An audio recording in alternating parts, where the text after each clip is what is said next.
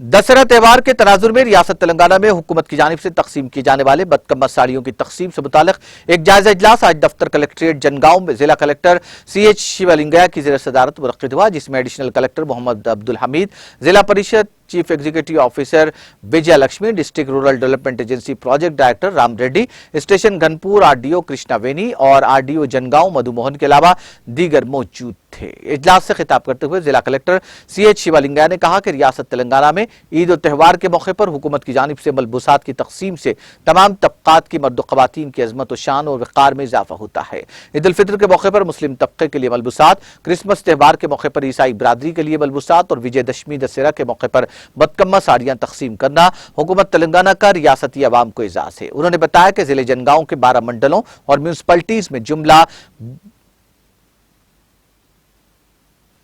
2,09,513 साड़ियां तकसीम किए जा रहे हैं। हल्का असेंबली स्टेशन घनपुर में